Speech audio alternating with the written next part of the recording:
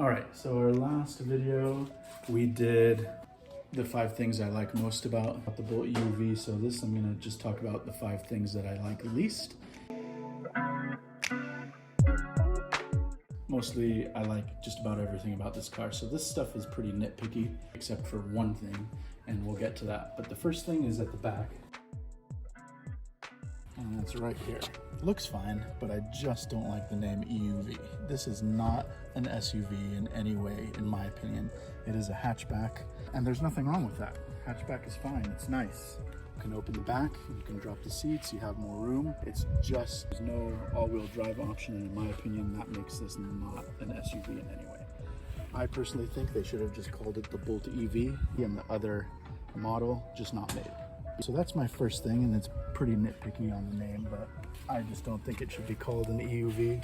And I don't even think they're using the EUV moniker in the future. When you have something like the EV Equinox coming out, or even the Blazer, I don't think they're calling either of those EUVs. They just assigned it to this car. The next thing, and this is the one thing that I consider not nitpicking, is the DC fast charging. When it's only at 55, it's not fast charging. It is a DC fast charger slow charge. And for me, and for our use case scenario, it's not really a big deal. 99% of my charging will be done at home. But just for example, we are California transplants. I am from the East Bay and then moved to Oregon.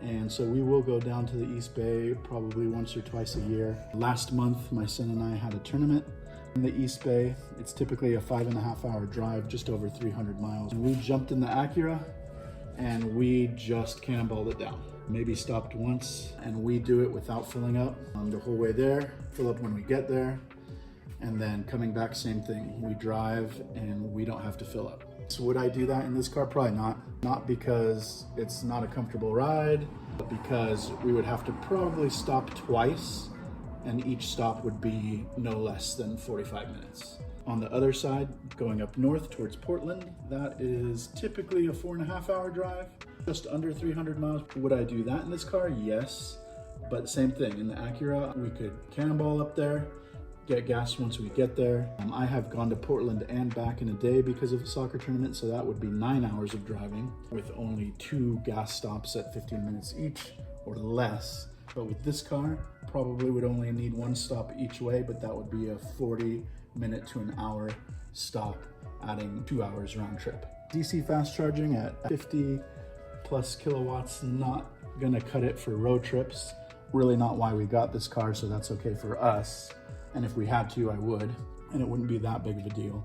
It does get me excited for the future in the next cars. There's not gonna be any more EVs built with 50 kilowatt charging. Even the other ones that may be on the lower end as far as price, you at least have 100. And I think 150 and up is pretty much what we're gonna see from now on. For now, that is the biggest ding against this car. If this car had faster DC fast charging, it would be pretty much perfect. So that was number 2, and let's get inside for number 3. Okay, so number 3, basically because it's what I'm used to. The Acura and the van, when we switch cars, it is nice to have a memory seat. And with all the technology that's in this car, there is no memory seating, which is a bummer for me, because when my wife gets in it, I cannot just sit in the car because she has it too far forward. So I have to adjust it and then get in the car. So that's more of a convenience thing, but I just figured with everything else that they included in here, that a memory seating would be in here as well.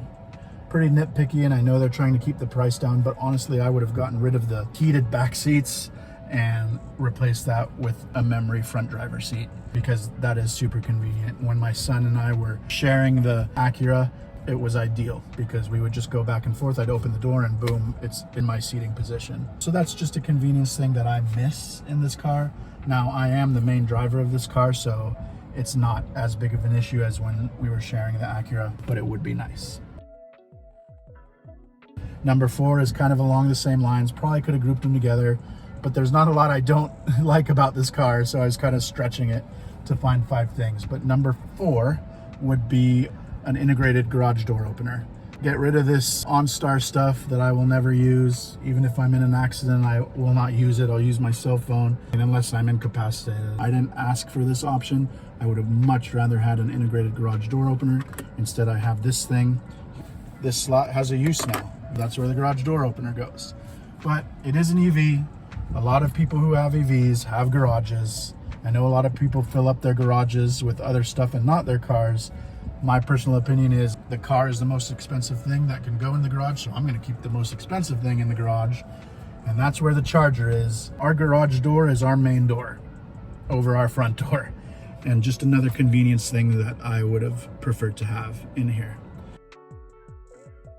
Number 5 is also inside, and it's right here. So I love the charging pad. It works great. But behind the charging pad, way in the back, you'll see the USB connectors. They are in such an inconvenient spot for the passenger, and you have to reach way back there and get way down to make sure you're even getting your cord into the right spot. And I just think that's a silly location for USB connectors.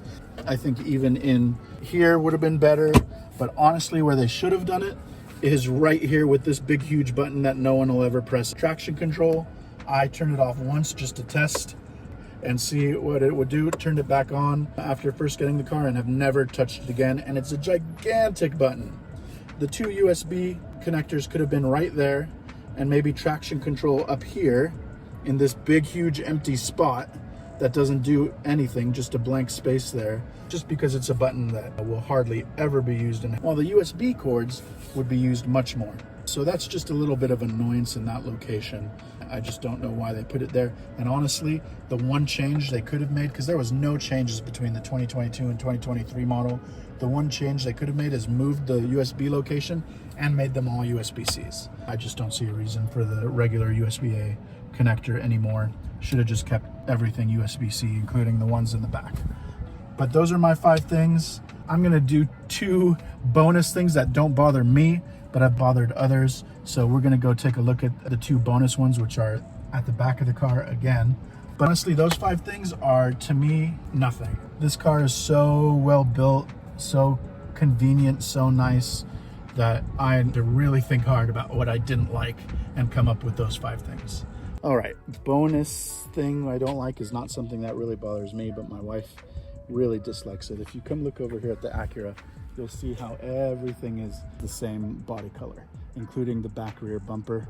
While over here, I love this color so much, would have loved to have this big, huge plastic thing the same color. I think it just looks nicer, it makes it look finished and complete. It doesn't bother me too much, but my wife really doesn't like this. And she would say she doesn't like it like all the way around the car, even around the wheel wells and things like that. So you can see you have a brake light up here, and then the brake lights are here and here instead of right here. Now that seems to bother a lot of people. I couldn't care less. This car is kind of seated high. It's on a slope right now. So when you're driving, these lights are actually pretty high for the person behind you, and they always have that light as well. Doesn't bother me, seems to bother a lot of other people. The only thing that bothers me about it is that it looks a little weird. I don't think it's a safety issue at all. So that's really it for the 5 things I don't like, plus 2 bonuses. Overall, this car in the 2+ weeks we've had it now has just been really wonderful. I've taken it a couple 100 miles. Just yesterday I took it another 60 miles, and it's just been great to come home and plug in. See you next time.